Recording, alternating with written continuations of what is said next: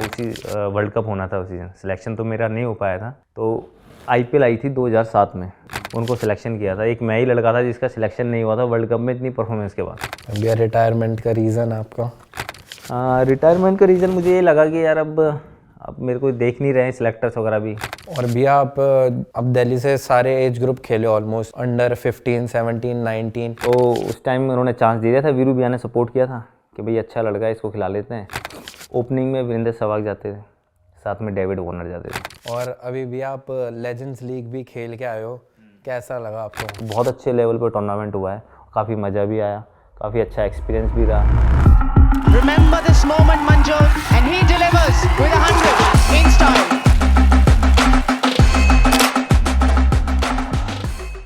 Hello and welcome back to the 11th episode of second innings with Manjot Kalra. आज है मेरे साथ एक दिल्ली के बहुत ही एक्सपीरियंस प्लेयर जो कि करंटली अभी लेजेंड्स लीग भी खेल के आ रहे हैं and he was also the part of Delhi Daredevils. I hope आपको इनकी जर्नी से बहुत कुछ सीखने को मिलेगा, तो आइए बात करते हैं इनसे। वेलकम भैया and thank you so much for coming. And मैं चाहता हूँ, आपके पास इतने सालों का एक्सपीरियंस है एंड आपकी इतनी एक्साइटिंग जर्नी है, तो मैं चाहता हूँ कि शेयर करो आप मेरे साथ और हमारी ऑडियंस के साथ भी। क्रिकेट मेरी जो स्टार्ट हुई थी, मैं अपने फादर को देखता था। वो क्रिकेट खेले तो नहीं खैर आगे ऐसे स्टेट लेवल वगैरह पे, पर उनको शौक़ था बहुत क्रिकेट खेलने का। तो लोकल में वो बहुत ज़्यादा जाते थे टूर्नामेंट खेलने। जैसे जैसे जैसे वो मैं बड़ा हुआ, 7-8 साल का था, तो उनके साथ जाने लगा टूर्नामेंट्स वगैरह में। तो मेरी एक जब वो खेलते थे मेरी एक ज़िद रहती थी कि मैंने कि कम से कम मैच नहीं खिला रहे, तो फील्डिंग के लिए तो भेज दो एक्स्ट्रा। तो कई बार उनको लगता था यार अभी बहुत छोटा है और इसको सिर्फ पढ़ाएंगे खिलाएंगे नहीं। तो एक मैच में क्या हुआ कि फील्डिंग आई थी, उन्होंने मेरे को कमिट कर दिया था कि नहीं तेरे को इसमें फील्डिंग कराएंगे। अब मेरे को फील्डिंग नहीं कराई, तो मैं इतना गुस्सा हो गया कि मैं ना फिर ग्राउंड से पैदल निकल लिया। तो उनके जो फ्रेंड्स थे उन्होंने बोला कि भाई लड़के में मतलब काफ़ी जज्बाती है क्रिकेट के लिए, तो क्यों ना इसको एकेडमी ज्वाइन करें। तब उससे पहले तक आपने शुरू नहीं करी थी बैटिंग? तो जब मैं मतलब मेरी एज ऐसी 7-8 साल रही होगी, तो बीच में जैसे लंच ब्रेक होता है तो उसमें मैं ना बीच में जाके नॉकिंग कर लेता था। तो ये पापा बॉल डालते थे, तो उस टाइम मेरी शॉट में इतनी पावर थी कि ना वो देख के कहते थे यार 7-8 साल का बच्चा इतनी ज़ोर से मार रहा है बाउंड्री अभी से ही, तो इसमें है कि भाई इसको एकेडमी में डालना चाहिए। तो फिर फादर ने ना मेरे को यहाँ पे लेके आए अशोक विहार पिकनीगढ़, यहाँ सोनट की प्रैक्टिस होती थी। तो मदन शर्मा जी कोच थे, सीनियर के तारिक सिन्हा जी थे। तो इन्होंने बुलाया कि सर पापा लेके गए। एक वीरेंद्र शर्मा थे जो हिमाचल से रणजी ट्रॉफी खेलते थे, तो वो फादर के दोस्त थे, तो वो भी साथ गए थे क्योंकि वो खुद सोनट में प्रैक्टिस करते थे। तो जूनियर नेट पे लेके गए, तो उन्होंने पहले दिन बैटिंग कराई। तो सर ने बोला कि नहीं यार ठीक है लड़का है इसमें। आपने वो फर्स्ट टाइम बैट पकड़ा था? हाँ, मतलब जो लेदर बॉल से जो मतलब नेट में पहली बार बैटिंग करी थी। उसके बाद क्या हुआ कि सर ने ना नेक्स्ट डे ही मैच था, अंडर 11 का मैच था। तो सर ने मेरे को नेक्स्ट डे, वो प्लेयर पूरे हो नहीं रहे थे, सर ने मुझे बुला लिया कि तू आ जा। ठीक है। और जो मेरा पहला ही मैच था उसमें पिकनीगढ़ में, मैंने उसमें 50 बना दी थी। हाँ, तो सर बहुत इंप्रेस हो गए कि यार अगर ये लड़का ठीक है, अगर इतना मतलब पहले ही मैच में 50 बना रहा तो ये लंबा जा सकता है। तो तारिक सर भी आए हुए। तारिक सर को मदन सर ने बोला कि सर ये लड़का अच्छा है और इसको हम देखेंगे आगे। ठीक है। फिर ऐसे ही मेरी धीरे धीरे जर्नी स्टार्ट हुई। तो पहली बार उस टाइम, अब तो खैर अंडर 16 होती है, अंडर 14, अंडर 16 और 19। उस टाइम अंडर 15 होती थी, 17 और 19। तो 1-2 साल मैं लोकल टूर्नामेंट खेलता रहा, तो इतना थोड़ा मैच्योर भी हो गया क्रिकेट का, थोड़ा सा आइडिया भी हो गया। तो फर्स्ट टाइम मैं कैम्प में गया, तो DDCA में अंडर किसके? अंडर 14 था वो। उसके बाद अंडर 15 हुआ था। मतलब पहली बार जब मैं गया था अंडर 14 में गया था। तो कैम्प जब, अब तो खैर फ्रोशा कोटला का मतलब एक ही ग्राउंड है, तब 2 होता था, एक छोटा होता था कोटला 2। वो कहाँ था? वो साथ में ही था। अब जो जहाँ से तोड़ के इन्होंने बना दिया ना स्टैंड बैठने का, तो वहाँ पे था वो। तो उधर नेट्स लगे हुए थे, पीछे काफ़ी सारे नेट्स होते थे। तो जब मैं गया तो फर्स्ट टाइम देखा कि वहाँ तो 500-700 बच्चे हैं। मैंने कि अब ये कैसे बैटिंग आएगी, क्या होगा, थोड़ा सा प्रेशर भी था। तो गए अंदर 2 बॉल खेली, इतने में थैंक यू हो गया दूसरी बॉल पे। ये तो भैया यहाँ पे होता ही है ट्रायल्स में, अभी तक भी ओपन वाले ट्रायल्स में। हाँ, ओपन वाले में खैर उसमें ज़्यादा ही जल्दी हो गया दूसरी बॉल, मेरे को पता ही नहीं लगा मैं कब अंदर गया कब बाहर आ गया। तो पहला साल था तो नहीं हुआ सिलेक्शन। फिर धीरे धीरे टूर्नामेंट्स हुए जूनियर में, मैंने काफ़ी रन बनाए। एक त्यागी पब्लिक स्कूल है सोग विहार में, तो वहाँ पे मैंने क्या करा था, 2 लगातार 3 मैच से 3 सेंचुरी बना दी थी। तो उस टाइम लिमिटेड टूर्नामेंट होते थे, तो वहाँ से थोड़ा सा एसोसिएशन में हुआ कि यार एक लड़का है जूनियर में अच्छा रन बना रहा है अंडर 14 में, तब मेरा वहाँ सिलेक्शन हुआ। तो पहला सीज़न अंडर 15 में सिलेक्शन हुआ, तो हम गए धर्मशाला खेलने। प्रेशर था कि भाई पहली बार फर्स्ट मैच खेलेंगे, तो पहले ही दोनों इनिंग में मेरे 0 बने। मैंने कहा भाई अब तो कैरियर मुझे लग रहा है ख़त्म हो गया, अब आगे पता नहीं मौका मिलेगा नहीं 14 में ही लगा भी ऐसा? नहीं 15 में। 15 में मतलब ऐसा लगा कि यार स्टेट का पहला मैच था मेरा और मैंने दोनों में 0 बना दिया, पता नहीं मौका मिलेगा नहीं मिलेगा। और एक कॉन्फिडेंस भी नहीं होता कि प्रेशर रहता है यार स्टेट में पता नहीं कैसे रन बनेंगे, तो मैं आउट हो गया। तो मेरे को लगा पता नहीं यार मैच मिलेगा नहीं मिलेगा। फिर कुछ नहीं हुआ, वो नेक्स्ट मैच मेरे को फिर दे दिया, तो उसमें मैंने 50 बनाए, थोड़ा कॉन्फिडेंस आ गया कि हाँ मैं बना सकता हूँ। तो वहाँ से धीरे धीरे जर्नी स्टार्ट हुई। फिर 17 खेला और 19 खेला। 19 में मतलब 17 में परफॉर्म करके मेरे को उसी सीज़न 19 खिला दिया इन्होंने। और 19 उसी साल ही? हाँ उसी साल ही। और उस सीज़न मेरी डेज़ में और वनडे में दोनों में मेरी, एक में 95 के एवरेज से रन थे, एक में 98 के एवरेज से। तो उसी वर्ल्ड कप होना था उस सीज़न, सिलेक्शन तो मेरा नहीं हो पाया था। तो आईपीएल आई थी 2007 में, तो ज़्यादातर उस टाइम वो 19 वर्ल्ड कप में जो बच्चे परफॉर्म करे थे उनको सिलेक्शन किया था। एक मैं ही लड़का था जिसका सिलेक्शन नहीं हुआ था वर्ल्ड कप में इतनी परफॉर्मेंस के बाद। पूरे उसमें पूरे 19 के बैच में? हाँ मेरी इतनी परफॉर्मेंस थी उस टाइम। विराट और प्रदीप का सिलेक्शन हो गया था दिल्ली से, एक मेरा ही था जो नहीं हुआ था। प्रदीप सांगवान भी? हाँ प्रदीप सांगवान। तो फिर भी क्या हुआ, फिर अपने डे डेवल्स में टी शेखर सर थे, उन्होंने देखा कि भाई इस लड़के ने इतने रन बनाए, उन्होंने सीधा मेरे को सिलेक्शन कर लिया था आईपीएल में। तो वहाँ से धीरे धीरे जर्नी स्टार्ट हुई। आईपीएल खेले रेगुलर, फिर रणजी ट्रॉफी खेले 2019 तक, और लास्ट 2019 में मेरा मैच था रणजी ट्रॉफी का लास्ट। फिर 21 में मैंने रिटायरमेंट ले ली थी। भैया रिटायरमेंट का रीज़न आपका? रिटायरमेंट का रीज़न मुझे ये लगा कि यार अब मेरे को देख नहीं रहे हैं सिलेक्टर्स वगैरह भी, क्योंकि मैं एक सीज़न मेघालय भी गया, वहाँ भी मैंने अच्छा करा। फिर वापस दिल्ली आया, फिर वो देखने लगे कि भी नहीं अब नए लड़कों को देखेंगे। तो मुझे भी लगा कि अब जब मेरे को लग रहा है कि मैं अब आगे कंट्री तो खेल नहीं सकता, तो खाली रणजी ट्रॉफी खेलने में फ़ायदा नहीं है। तो मेघालय से खेले थे भी आप उसे? हाँ एक सीज़न मेघालय से खेला था मैं, फिर वापस दिल्ली आया था मैं दोबारा। वो मेरे को याद है, उस साल शायद मेरा भी कैंप में नाम था। हाँ तू भी था कैंप में। और फिर मैंने एक कैंप में आया, मेरे को महसूस हुआ मैं नहीं अब फ़ायदा नहीं है जब नए लड़कों को देख रहे हैं, और मेरा कैरियर अब आगे है नहीं, क्योंकि 30 से ऊपर एज हो ही गई थी, 31-32 एज थी उस टाइम मेरी। तो मेरे को लगा कि अब राइट टाइम है, अब छोड़ देनी चाहिए। और भैया आप अब दिल्ली से सारे एज ग्रुप खेले ऑलमोस्ट, अंडर 15, 17, 19। आपका आप ये कब कह सकते हो कि हाँ ये आपका पीक टाइम था करियर का? जब मैं मतलब जैसे 19 में मैं जिस सीज़न मैंने काफ़ी रन बनाए, उसके अगले सीज़न भी बनाए थे मैंने, और तब मेरे को लगा था कि हाँ मेरे को अगर हो सकता था अगर वर्ल्ड कप में खिलाते तो उसका मुझे बेनिफिट मिलता। Under 19 world cup? हाँ पर वो किसी कारण से सिलेक्शन नहीं हो पाया था। फिर उसके बाद मैं आईपीएल भी खेला। आईपीएल में भी 2008 में मेरा मैच खेला था मैं। 2009 में साउथ अफ्रीका डेब्यू हुआ था मेरा। साउथ अफ्रीका वाला आप एडिशन हाँ खेले थे? 2009 में हुआ था, तो वहीं मेरा डेब्यू हुआ था। तो पहले मैच में मैंने 6-7 नंबर बैटिंग किया था, मैंने 21 रन बनाए थे, क्योंकि मैच बहुत छोटा था और 120 रन का मैच हुआ था। हाँ जी। और 30 रन उसके दिनेश कार्तिक के थे, सेकंड हाईएस्ट स्कोरर मैं था 20, क्योंकि वो विकेट टर्नर विकेट था, और उस मैच में 2 विकेट भी ली थी मैं। तो मेरा ऑलराउंडर परफॉर्मेंस पहला मैच काफ़ी अच्छा रहा था। पर वो जो चांस दिया गया था वो इसलिए दिया गया था क्योंकि हम क्वालिफाई हो गए थे, और वो मैं यंगस्टर था 17 साल का, तो उन्होंने कहा कोई नहीं चांस दे देते हैं। अच्छा, भैया 17 साल की एज में खेल गए थे? हाँ 17 साल की उम्र में। तो उस टाइम उन्होंने चांस दे दिया था, वीरू भैया ने सपोर्ट किया था कि भाई अच्छा लड़का है, इसको खिला लेते हैं आगे, तो फिर हमने अपने मेन प्लेयर खिलाना ही है नॉकआउट्स में। तो वो मेरा अच्छा मैच गया। फिर उसके बाद 2010 में यहाँ वापस आए। 2010 में फिर मौका नहीं मिला आईपीएल में। फिर 11 और 12 सीज़न में रेगुलर खेला था, 2 सीज़न। आप कितने साल खेले अभी आईपीएल? मैं था 2013 तक। तो 2013 में हमारा एक चैम्पियन लीग ट्रॉफी होती थी उस टाइम, वो भी हम साउथ अफ्रीका खेलने गए थे। तो वहाँ जाके इंजरी हो गई थी मेरे। कहाँ भैया? साउथ अफ्रीका में, ग्राउंड में, एंकल में खेलते हुए, तो ट्विस्ट हो गया।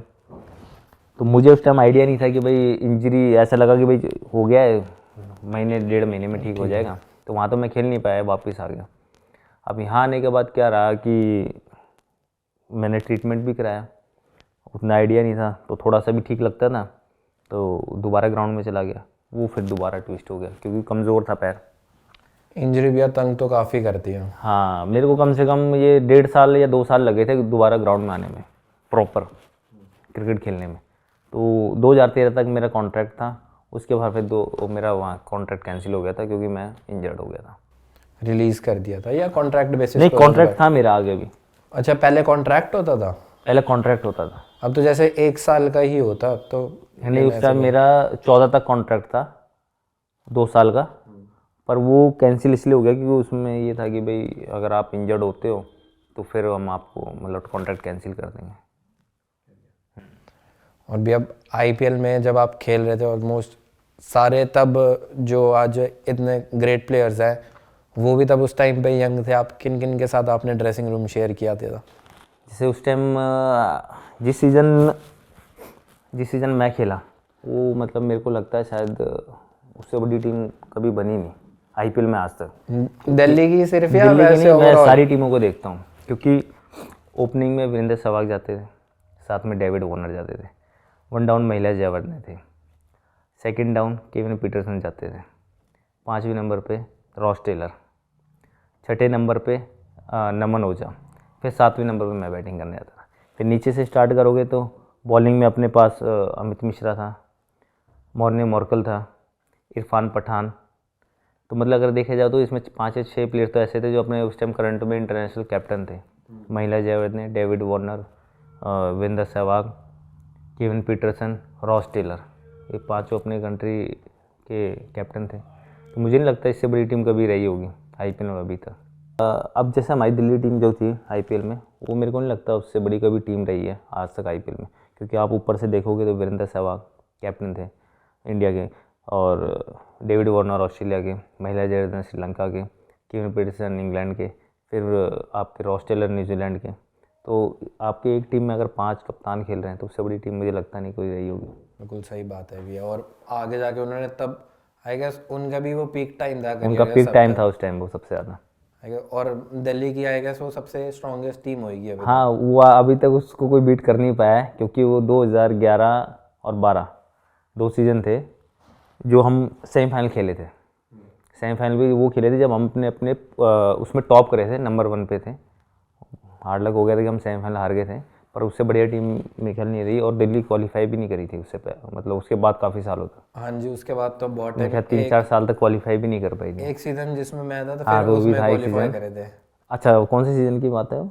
ये शायद 2019 वाले के। हाँ, हाँ मतलब वही 4-5 सीज़न ये क्वालिफाई नहीं कर पाई दिल्ली उसका।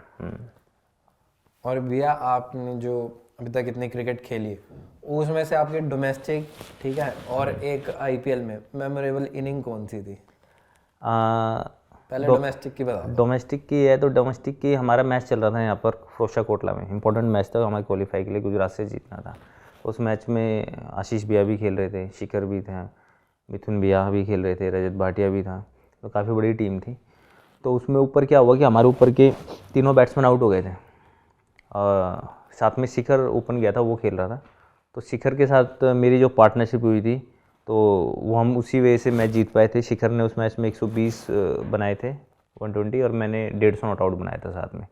तो वो बहुत अच्छा मोमेंट था मेरे लिए कि फर्स्ट, क्योंकि मेरी फर्स्ट सेंचुरी भी थी फर्स्ट क्लास की वो, और काफ़ी अच्छा एक्सपीरियंस रहा मेरा। भैया आप रणजी ट्रॉफी कितने साल के लिए दिल्ली से? दिल्ली से मेरा जो डेब्यू रहा था 2008 में डेब्यू हुआ था, और उसके बाद मैं 2016 तक 15 या 16 तक मैं दिल्ली के लिए खेला, और 2018 में फिर मैं मेघालय चला गया था। और आईपीएल की मेमोरेबल? आईपीएल की मेमोरी रही थी मेरा, जैसे मेरा डेब्यू तो वहाँ हुआ था साउथ अफ्रीका, उसके बाद फिर मैं 1 साल नहीं खिलाया क्योंकि वो इतनी बड़ी टीम थी कि उसमें जगह नहीं बन पाई। फिर उसके बाद मेरे को यहाँ मैच मिला था, फिरोजशाह कोटला मैच था, और हमारा मैच था डेक्कन चार्जर्स से। तो उसमें मैं बैटिंग करने गया, नीचे एवरेज तो खैर बहुत ज़्यादा चाहिए थी 14-15 की, तो उस टाइम मुझे लग नहीं रहा था बनेगा क्योंकि बैटिंग भी 2 ही बैट्समैन लगे थे। तो मैं अपना पहला दूसरा बॉल खेल रहा था मैं, तो उसमें मिश्रा भैया बॉल कर रहे थे, तो उनको मैंने पहले सामने छक्का मार दिया। उसके बाद फिर उधर से स्ट्राइक आई मेरी, तो मैं फर्स्ट टाइम स्टेन को फेस कर रहा था, तो मेरे को लगा मैं यार ये तो अपने इंटरनेशनल में सबसे तेज़ बॉलर है, पर फिर भी मैंने अपने आप को मोटिवेट किया। और वो तब डेल स्टेन अपनी पीक पे था जब वो 150 की स्पीड बॉल डाल रहा था, तो उसको मैं पहली बॉल ही सामने छक्का मारा था पुल का, वेरी फर्स्ट बॉल। हाँ, तो वो इनिंग पुल का छक्का सामने, हाँ वो पुल मतलब ऐसा होता है, हाफ पुल था सामने की तरफ, मिड ऑन के ऊपर से गया था। तो मेरे को मतलब वो इनिंग याद रहती है कि हाँ मेरे को लगता है कि यार बहुत मज़ा आया था उस मैच में मेरे को। और आपने एक कैच भी तो पकड़ी थी आईपीएल में, कार्बन हाँ, कमाल कैच। कार्बन कमाल कैच, वो थी 2009 की बात थी। उस मैच में शायद गौतम भैया कप्तान थे, तो वो चौथा 5वां ओवर चल रहा था, मरूफ बॉल डाल रहा था, तो उससे पहले वो बाहर आ गए थे, तो मैं एक्स्ट्रा फील्डिंग करने गया था, तो मिड ऑफ पे खड़ा था, मरूफ ने बॉल डाला था, सामने जयसूर्या बैटिंग कर रहा था, तो जयसूर्या ने ऐसे चिप किया था मिड ऑफ के ऊपर, तो वो मेरे को बॉल दिख रहा था ऐसे जाते हुए, तो पता नहीं चला, मेरे को ऐसे लगा कि यार क्या मतलब होता है ना, बॉडी अपने आप रिएक्ट करी, और जब मैं उसको पकड़ने गया मुझे भी खुद विश्वास नहीं हुआ कि मैंने वो कैच पकड़ लिया, और वो आईपीएल का नंबर 1 कैच बना था वो। अच्छा, और लाइट्स में था भैया, रात को था? हाँ, डे नाइट मैच था। थोड़ी लाइट्स में प्रॉब्लम भी तो होती है थोड़ी। हाँ होती है, पर उससे पहले क्या था कि हम टूर्नामेंट से पहले ना मैचेस खेल लेते थे, प्रैक्टिस मैचेस वगैरह, तो फील्डिंग सेशन वगैरह भी हमारे जितने भी होते थे वो नाइट्स में ज़रूर करते थे, तो क्योंकि उससे पहले कभी इतने टूर्नामेंट्स खेले नहीं थे नाइट्स में, पर वो धीरे धीरे फिर उसमें आइडिया हो गया था कि नाइट्स में फील्डिंग वगैरह करने का भी। और भैया आपने पर्सनली इतने बड़े प्लेयर्स के साथ ड्रेसिंग रूम शेयर किया, आपका कोई पर्सनल एक्सपीरियंस जैसे इन प्लेयरों ने कोई आपको कुछ समझाया हो? मैंने जैसे वीरू भैया के साथ बहुत खेला है, 2-3 सीजन वो कप्तान रहे थे हमारे, तो उनसे मैंने बहुत कुछ सीखा, क्योंकि एक तो वो जितने पॉजिटिव थे ना, मतलब मेरे को आज तक कोई प्लेयर दिखाई नहीं कि उनको जितना पॉजिटिव है। एक बार क्या हुआ था कि MI से मैच था फिरोजशाह कोटला में, तो उस सीज़न क्या होता था, शायद अभी भी होता है कि 2 मैच हम खेलते हैं एक ही टीम से हर साल, एक उनके ग्राउंड पे होता है, एक अपने ग्राउंड पे होता है। तो उस दिन उस टूर्नामेंट में क्या था कि जो MI से हमारे दोनों मैच होने थे ना, वो कुछ किसी वजह से वहाँ ना होके ना वो दोनों मैच यहीं हो गए थे फिरोजशाह कोटला में। तो वीरू भैया ओपन जा रहे थे, मैच खेल रहा था मैं, पर नीचे बैठे थे हम डगआउट में, तो वीरू भैया आके बैठते हैं तो बैटिंग से पहले, तो कहते हैं कि देखिए अब इधर से ना हरभजन बॉल डालेगा फर्स्ट ओवर, मैं स्ट्राइक लूँगा, और ये बॉल डालेगा मैं स्टेप आउट करूँगा, सामने छक्का मारूँगा। तो मैंने कहा यार कॉन्फिडेंस, मतलब कॉन्फिडेंस है, पर पता नहीं कर पाएंगे नहीं, पर ये कह रहे हैं तो ऐसा। वो जाते ही उसने हरभजन ने पहले नया बॉल ले लिया, तो उन्होंने बॉल डाला, वीरू भैया ने स्टेप आउट किया, सामने छक्का। तो मैंने कहा यार कितना कॉन्फिडेंस है इस प्लेयर में, अच्छा कॉन्फिडेंस है और उसको कर दिया, वो बड़ी बात है। तो फिर 2-3 मैच के बाद दोबारा MI से मैच पड़ा हमारा, वो फिर पैड करके आए थे, मैं वहीं बैठा था, वीरू भैया ने कहा देखिए फिर दोबारा डालेगा आज पहला ओवर, ये डालेगा, इसको पता है मैं स्टेप आउट करूँगा फिर छक्का मारूंगा, पर ये डालेगा पहला ओवर। फिर वही डालेंगे, फिर वो पहला ओवर डाला बज्जू पाने, और वहाँ से वीरू भैया ने स्टेप आउट किया, सामने छक्का। फिर मैंने कहा कि भाई ये प्लेयर, इनसे बड़ा प्लेयर कोई नहीं है, जो कह के कर देते हैं। हिटर तो है हाँ, नो डाउट। और वो हमेशा ये भी कहते थे कि भाई स्पिनर बॉलर होता ही नहीं है, स्पिनर सिर्फ पिटाई खाने के लिए बॉलर बना है। खुद कहते थे। हाँ, कह रहे स्पिनर बॉलर होता ही नहीं, बॉलर सिर्फ फास्ट बॉलर होता है, स्पिनर तो मार खाने के लिए बना है। तो इतना कॉन्फिडेंस था, तो उनसे मतलब उनसे काफ़ी चीज़ सीखा कि यार कैसा पॉजिटिव रहना है, तो वो मेरे को एक अच्छा एक्सपीरियंस था। और अभी भी आप लेजेंड्स लीग भी खेल के आए हो, कैसा लगा आपको वहाँ पे?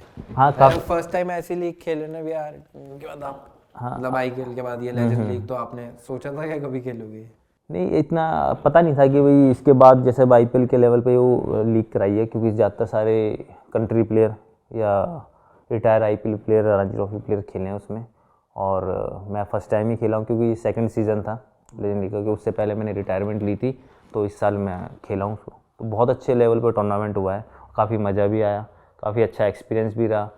तो थोड़ा सा उसमें एक ये था कि कम प्रेशर था, जैसे अभी अब रणजी ट्रॉफी IPL खेलते हैं तो वहाँ वहाँ कैरियर का प्रेशर होता है, तो वहाँ सब अपना मस्त थे कि भाई ठीक है जिसको प्रैक्टिस करनी है करो, और थोड़ा मतलब मज़े वाला टूर्नामेंट था, और अच्छा क्रिकेट जो मैचेस आपके इंटेंस हो रहे थे या सिर्फ नहीं मजे के लिए? नहीं, बहुत अच्छा लेवल पे था। फील्डिंग जो मैं सोच रहा था कि शायद जाके इतना फील्डिंग स्टैंडर्ड मिलेगा नहीं, कुछ कंट्रोवर्सी भी तो हो गई थी वहाँ पे। हाँ वो मेरे ख्याल गौतम भैया की और उनके से शांति हुई थी। वो तो मैच ग्राउंड में हो जाती हैं तो चलती रहती हैं। हाँ, पर जो एनर्जी थी ना ग्राउंड के अंदर वो कम नहीं थी। वो सेम मुझे लगा कि आईपीएल वाली थी। ठीक है, वो बॉडी साथ नहीं दे रही थी सब खिलाड़ियों की। कोई 40 था, कोई 42 था, कुछ प्लेयर तो 50 भी थे। तांबे था, 1-2 प्लेयर और थे वो 50 वाले भी थे। हाँ 50 वाले भी थे जिनके, पर इंटेंट और वो एनर्जी वही थी। पर वो बॉडी जो पेस था ना, बॉडी का स्पीड जो होनी चाहिए वो थोड़ी सी कम थी, नहीं तो बहुत बढ़िया टूर्नामेंट। वो भी भैया क्योंकि अंदर से क्रिकेट जाता नहीं है ना। हाँ, क्रिकेट तो जाता ही नहीं है, वो ग्राउंड में जाते ही वो आपकी एनर्जी तो फिर वहीं आ जाती है दोबारा से। और भैया ऐसे ये अप्रोच कैसे करते हैं लेजेंड्स लीग के लिए, या जो रिटायर्ड प्लेयर होते हैं उनसे पूछते हैं? नहीं, अब तो जैसे मैंने रिटायरमेंट ले ली थी, तो उसके बाद इनका कोई एक साइट है उस पर लिंक था, उसमें अपना डिटेल्स भरनी थी रिटायर्ड प्लेयर्स की। तो फिर इनका मेरे ख्याल टूर्नामेंट से 1 महीने पहले इन्होंने अपने वो करी थी, क्या कहते हैं, जैसे अब आईपीएल में होती है ऑक्शन, उसी तरह की ऑक्शन थी। पर उसमें एक मतलब एक प्लेयर का एक अमाउंट होता है, फिक्स अमाउंट होता है। तो वो आप जब आप लिंक पे जाके उसको भरते हो, वो सेम उसी उस पर उठा लेते हैं। मतलब इसमें बिडिंग वगैरह नहीं, नहीं होती, इसमें जो bidding- आप अमाउंट भरो? हाँ, इसमें जैसे कि आईपीएल प्लेयर्स हैं, उनका एक अमाउंट फिक्स कर दिया है कि भाई इतना इतना, इंटरनेशनल का इतना कर दिया है। तो वो आपके ऊपर आपको कितना भरना है, वो जो लास्ट आप जो भरोगे उस पर वो उठा लेते हैं। जैसे बेस प्राइस सेट कर देते होंगे। हाँ, बेस प्राइस जो भी है उन्होंने जो रखा हुआ है, फिर मैक्सिमम जितना रखा हुआ है वो आपको देखना है कि आपको कितने पे करना है। हाँ, जो आप भर के रखोगे फिर वो अपने हिसाब से पिक कर लेते हैं। और भी कैसा लगा आपको वहाँ पे खेल के? बहुत मैच पहला मतलब ये टूर्नामेंट है मेरा जो रिटायरमेंट के बाद है। और काफ़ी अच्छा टूर्नामेंट था। काफ़ी बहुत अच्छा लेवल पे टूर्नामेंट हुआ है और काफ़ी मज़ेदार टूर्नामेंट था। बड़े बड़े सारे प्लेयर, सीनियर प्लेयर्स थे, काफ़ी मज़ा भी आया उनके साथ खेलने में। और एक अच्छा चीज़ ये रहा कि हम फाइनल भी खेले। हमारी जीतने वाली टीम थी, हार्ड लक हो गया कि हम हार गए।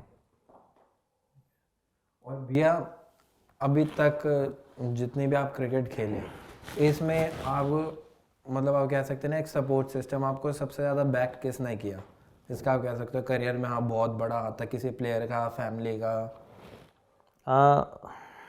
देखो, जब मैं क्रिकेट जब से खेली है, जब से मेरे एक फादर का, आपके पापा मेरे सेलेक्टर भी थे, कोच भी थे। हाँ, मेरे पापा का तो खैर शुरू से रहा है। साथ में मेरे अंकल हैं अनिल शर्मा जी, उन्होंने मेरे को बचपन से बहुत सपोर्ट किया। वही हमेशा मेरे को मोटिवेट भी करते थे, और जहाँ जहाँ मेरे को ज़रूरत थी एक सही टाइम पे सपोर्ट की, तो वो हमेशा खड़े मिले। जैसे और कुछ एग्जांपल दे सकते हो भैया? जैसे एग्जांपल ऐसे है कि जैसे एसोसिएशन में कई बार सिलेक्शन में कई बार परेशानी आती थी, परफॉर्म भी करते जब भी कई बार सिलेक्शन में आती थी, तो अंकल हमेशा वहाँ जाके कि भाई नहीं, ये बच्चा अच्छा है, इसके लिए तो करना है। जितना उन पे होता था वो हमेशा मेरे को चांस दिलाया उन्होंने, और वो चांस मिले तो मैं आज इतनी क्रिकेट खेल भी पाया था। साथ में मेरे कोच मदन शर्मा जी, वो आज भी मेरे को शुरू से और आज तक वो मेरे कोच वही रहे हैं। तो उनका बहुत ज़्यादा सपोर्ट रहा है और कैरियर में मेरी हेल्प रही है उनकी। भैया आपके तो पापा भी कोच थे, आप उनसे नहीं लेते थे ट्रेनिंग थोड़ी थोड़ी? नहीं, एक होता है ना कि नहीं, पापा भी समझाते थे और मैं सुनता भी था, पर कई बार क्या होता है ना, पापा की बात समझ में जल्दी आती नहीं है। लगता है पापा आपको नहीं पता, ऐसे नहीं, ऐसे होता है। पर अब चीज़ें समझ में आती है कि जो फादर जो चीज़ें हमें समझाते हैं ना, वो हमारे भले के लिए होती है और उनकी सुननी भी चाहिए। क्योंकि आजकल के बच्चे क्या होता है कि पापा बोलते हैं कि बेटा ऐसे नहीं, ऐसे करो, ऐसे करो। नहीं पापा, आपको नहीं पता, अभी आपको नहीं पता, ऐसे नहीं, ऐसे होता है। तो फिर वो चीज़ें क्या होता है, हम भी यही चीज़ करते थे, पर जैसे जैसे एज बढ़ी है, अब खुद के भी हमारे बच्चे हो गए हैं, तो मुझे पता लगता है कि हाँ नहीं, जो वो सोचते थे वो सही था और हम गलत रहते थे। सुननी चाहिए मतलब? हाँ, सुननी चाहिए, क्योंकि अगर मान लो वो हमसे ज़्यादा क्रिकेट नहीं खेले, पर उनको ज़िंदगी का एक्सपीरियंस तो ज़्यादा है ना हमसे। वो देखते हैं कई चीज़ें, क्या होता है कि हम खेल रहे होते हैं, मेरा भाई है या मेरे फादर हैं, तो हो सकता है कि वो बाहर टीवी पे देख के या बाहर से भी बता सकते हैं भाई आप ये गलती कर रहे थे, आप जल्दबाजी कर रहे थे, या आप ज़्यादा रेस्ट कर रहे थे।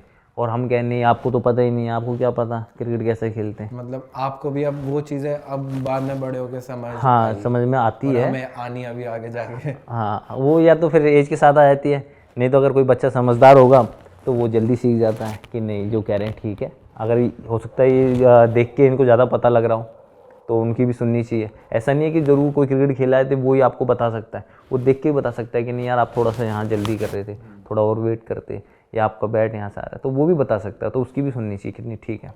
आई गेस भैया ये बात लाइफ पे भी इम्प्लीमेंट होती है। लाइफ पे भी होती है।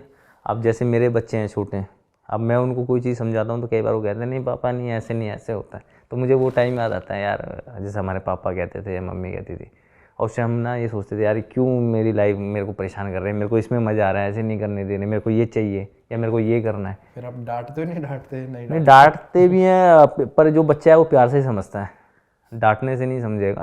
जब डांटने का टाइम हो तो डांटना भी चाहिए, पर प्यार से जितना आप समझा सकते हो ज़्यादा सही। आपको अपना टाइम याद आया तो होगा ना कि हाँ मैं भी कभी ऐसे ही। हाँ, तो वही है वो। फिर मैं भी ये समझ जाता हूँ ठीक है, ये भी धीरे धीरे जब इनका टाइम आएगा ये भी सीखेंगे। अभी ज़्यादा भी प्रेशर देना बच्चे पे भी ठीक नहीं होता। एंड भैया अभी तक आपके करियर में सबसे ज़्यादा आपका लो पॉइंट कब था जब आपको लगा कि हाँ आप गिव अप कर दो? गिव अप का तो नहीं लगा मुझे, पर जो जैसे लो पॉइंट मान लो जो मेरे को करियर में काफ़ी नुकसान हुआ जिसका मेरे को, वो रात 2013 जब मेरी इंजरी हुई थी। तो एंकल वाली इंजरी हो गई थी। तो मेरे 7 लिगामेंट थे, वो 7 डैमेज थे, और वो 3 ग्रेड होता है इसमें ना सबसे ज़्यादा उस पर। तो मुझे उससे उभरते कम से कम 2 साल लग गए थे, 1.5 से 2 साल। तो उस टाइम इतनी मैच्योर भी नहीं थे इस चीज़ को लेके कि भाई इंजरी से कितना नुकसान हो सकता है क्या है। तो वहाँ मेरे को जो काफ़ी मैं बैकफुट पे आ गया था, क्योंकि जिस लाइन में मैं लगा हुआ था उस लाइन में मैं बहुत पीछे हो गया था। और जब आप इंजर्ड होते हो या आप टीम से बाहर होते हो, क्योंकि नए लड़के आएंगे फिर वो भी संघर्ष कर रहे हैं टीम में। तब भी आपकी एज क्या थी? तब मेरी एज थी 24 के करीब मेरी एज। यंग ही हो या? हाँ यंग ही था। तो 2 साल मेरे वो ख़राब हो गए, तो वहाँ से मुझे बहुत ज़्यादा नुकसान हुआ था मेरे क्रिकेट के लिए। अच्छा, और मतलब चांस नहीं मिल रहा था तब इतना जितना मिलना चाहिए? हाँ, उसके बाद जैसे मैंने दोबारा आया एसोसिएशन में, तो उसके बाद 1-2 लड़के अच्छे भी आ चुके थे, वो भी सेट हो गए थे। तो कुछ एसोसिएशन भी मुझे नहीं दे पा रही थी मौका, तो वहाँ से फिर मेरे को मौका मिला नहीं। उसके बाद फिर मैं 1 साल मेघालय भी गया।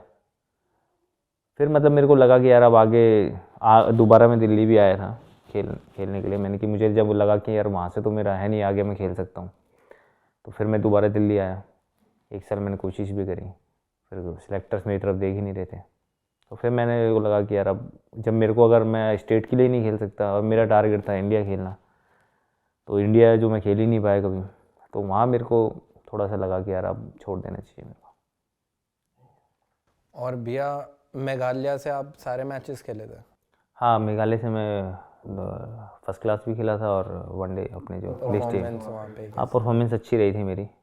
पर उसका मुझे जब मेरे को लगा कि यार परफॉर्म करने के बाद वहाँ से वो बच्चों को देख ही नहीं रहे थे आगे। वहाँ से इतना हाईलाइट नहीं हो पाती? हाँ, कि अगर वहाँ मैंने परफॉर्म भी किया तो, पर मुझे लगा कि यार यहाँ से मुझे आगे के लिए देख ही नहीं रहे कि मैं वहाँ से कोई भाई आपका इंडिया ए वगैरह के लिए भी नाम आ जाए, चाहे मैं उसमें टॉप स्कोरर भी रहूँ।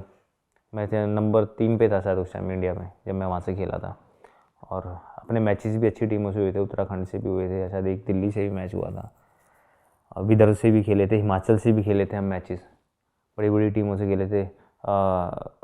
मेरे ख्याल हम तमिलनाडु से मैच खेले थे। तो पर फिर भी वो चीज़ नहीं देख रहे थे, क्योंकि वहाँ क्रिकेट थी नहीं इतनी, उनका पहला ही सीज़न था। तो जो सोच के मैं गया था वो था ही नहीं वहाँ पर। दिल्ली के एक और प्लेयर भी गए थे वहाँ पे, मेरे को नाम एग्जैक्टली याद नहीं आ रहा, उन्होंने शायद 1000 रन करे थे वहाँ एक सीज़न में, पर उसके बाद भी कहीं वो मिलिंद। हाँ मिलिंद गया था। मिलिंद खेला था अपना सिक्किम से। मिलिंद ने 1100 रन या ऐसे कुछ बनाए थे। तो उसको भी लगा, वो खेला 1-2 सीज़न, पर वहाँ से भी उसको भी नहीं देखा उन्होंने, तो वहाँ से खेल के फ़ायदा नहीं था फिर। और भैया बट आप तो आप कोचिंग लाइन में घुस गए हो, उसकी बात हम बाद में करेंगे। अब यहाँ से चलते हैं थोड़े हमारे शो के फन पार्ट में। आपको हम एक गेम खिलाएंगे जिसका नाम है कड़वा गैस। अच्छा ठीक है? ठीक है। मतलब भैया गेम के रूल्स मैं आपको बता देता हूँ। गेम के रूल्स कुछ ऐसे है भैया, मैं आपसे 3 क्वेश्चन होंगे, मतलब 2 तो फोटोज़ है 2 क्रिकेटर्स के मिक्स और एक नॉर्मल क्वेश्चन है। अगर आपने सही जवाब दिया तो ये नहीं पीना पड़ेगा आपको करेले का जूस, गलत दिया तो भैया पीना पड़ेगा। ठीक है? पहला क्वेश्चन मैं आपसे पूछता हूँ, फास्टेस्ट IPL सेंचुरी प्लेयर और उसके बॉल्स बताओ।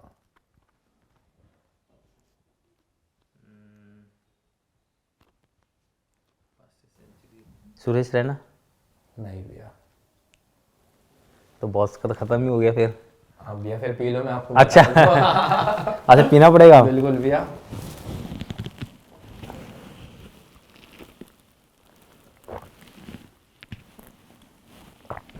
कैसा लगा भैया आपने तो बढ़िया। एक्सप्रेशन भी नहीं दिया। नहीं सही है, मेरे को तो आदत है ऐसी कड़वी चीज़ पीने का है। क्रिस गेल अच्छा क्रिस गेल, हम बोले कितनी थी उसे?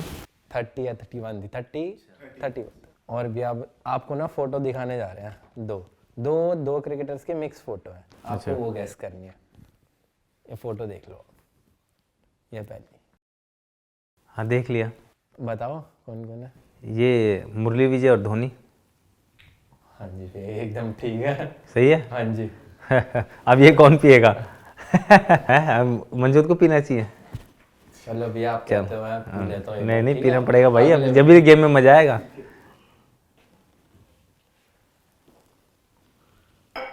ये मंजूर भी पी गया, मेरे को लगा रेगुलर पी रहा है इसका मतलब। आ चुके, आदत हो गई है मेरे को तो। चलो भैया नेक्स्ट वाला, अगले में कोई नहीं, अगला आपका ही है। अच्छा। मैं तो आपके लिए पिया। ये क्या बताना है इसमें मुझे? हाँ जी, ये वही सेम है। ये विराट और युजवेंद्र चहल। हाँ जी। मैं कहता मैं नहीं पीऊंगा अब की बार भी। नहीं भैया, ये वाला मैंने भी नहीं दिया, ठीक आपके लिए ठीक है ठीक है। अभी है क्वेश्चन और भी है? नहीं भैया, बस भैया हो गए 3 क्वेश्चन। अच्छा तो मैं पी ही लेते ना, ये बेकार ही तो जाएगा। पी लो भैया बिल्कुल। ये करेले का ही है क्या? हाँ जी। बिल्कुल भी कड़वा नहीं है तो? नहीं भैया, नेक्स्ट टाइम हम कोशिश करेंगे कुछ और लाए। नहीं है, कड़वा है, बाद में पता लगता है जब ये अंदर जाता है। आफ्टर टेस्ट बहुत बेकार है इसका। हाँ बाद में पता लगता है। एंड भैया आते हैं आपकी कोचिंग पे, आपको क्रिकेटिंग करियर से एकदम से कोचिंग में आप दिल्ली अंडर 19 के कोच हो, तो कैसे स्विच हुए आप? जब मैंने लग रहा था मेरे को कि यार अब आगे है नहीं, तो क्योंकि मेरे को क्रिकेट से जुड़ा रहना था, तो मुझे लगा कि कोचिंग अच्छा एक ऑप्शन है कि मैं यहाँ जुड़ा रहूँगा। और फिर उसके बाद मैंने लेवल 1 वगैरह भी किया साथ में। और उसके बाद मुझे ऑफ़र भी आ गया कि भाई 19 आप शुरुआत करो दिल्ली से। तो मेरे को एक अच्छा एक्सपीरियंस मिला था कि भाई 19 के साथ, क्योंकि 19 में बच्चे थोड़े मैच्योर भी हो जाते हैं। और काफ़ी अच्छा भी लगा। लास्ट ईयर मेरा फर्स्ट सीज़न था, और मेरा हाँ जो गया था उसमें, अब मेरा सेकंड सीज़न चल रहा है। तो काफ़ी मज़ा आ रहा है बच्चों के साथ 19 के, और काफ़ी चीज़ मुझे भी सीखने को मिल रही है, और मेरा जो एक्सपीरियंस है मैं उनको देता हूँ। बिल्कुल मज़ा आ रहा है उसमें अभी। हाँ मज़े आ रहे हैं, क्योंकि कुछ हम उम्र से भी लगते हैं बच्चे, आप भी यंग ही लगते हो। हाँ तो ये इसी चीज़ में मेरे को मज़ा भी आता है, क्या ठीक है, और इससे जुड़े भी रहेंगे क्रिकेट से। और क्योंकि एक क्रिकेट पैशन रहा है शुरू से, तो खेले थे, अब लगता है कि अब सिखाने में भी अच्छा है। यस भैया, एक जो आई गेस आजकल कोचेस बहुत सारे भी हैं, और आई गेस जो खेले हुए प्लेयर होते हैं वो जब कोच बनते हैं तो काफ़ी फ़र्क पड़ता है। आपकी क्या थिंकिंग है उसमें? क्योंकि आप भी बहुत सारे कोचेस के अंडर खेले होगे, एंड पर जो एक क्रिकेट खेले हुए कोच होते हैं उनका बहुत इम्पैक्ट पड़ता है। हाँ खेले हुए में एक ये होता है कि जैसे मैं क्रिकेट खेला, IPL भी खेला, रणजी भी खेला, जूनियर क्रिकेट भी खेला, और जो मेरा मतलब बच्चों को मैं अपना एक्सपीरियंस शेयर कर लेता हूँ कि भाई इस सिचुएशन में मान लो आप खेलोगे, डेज क्रिकेट है आपका, और आप इस सिचुएशन में बैटिंग करने जा रहे हो, इस कंडीशन में बैटिंग करने जा रहे हो, तो वो कई बार मैं अपना एक्सपीरियंस शेयर करता हूँ, भाई इस सिचुएशन में इस तरह बैटिंग करनी है, ऐसा थोड़ा देर ऐसी बॉलिंग चलेगी, इतना आपको सर्वाइव करना है, उसके बाद आपके इजी रन्स बनने लगेंगे। तो उसमें वो बच्चों को बहुत बेनिफिट मिलता है। तो जैसे लास्ट ईयर अर्पित राणा था, उसने काफ़ी रन भी बनाए थे, तो 1-2 चीज़ें मैंने उसको बताई, तो उसको वो खुद मुझसे बोला कि भैया मेरे को ये बहुत ज़्यादा हेल्प मिली इससे मेरे को बैटिंग में ना, और मुझे भी अच्छा लगा कि यार मेरे बताने से और इस लड़के को फ़ायदा हो गया। तो खेले हुए का ये फ़ायदा हो जाता है कि भाई वो अपना एक्सपीरियंस ज़्यादा शेयर कर सकता है किस सिचुएशन में किस तरह खेलना है, क्योंकि वो बच्चे अभी खेल रहे हैं, शुरुआत कर रहे हैं, उनको इतना आइडिया नहीं है, इतने मैचेस खेले नहीं है, उस सिचुएशन में इतने गए नहीं हैं, तो ये बेनिफिट होता है।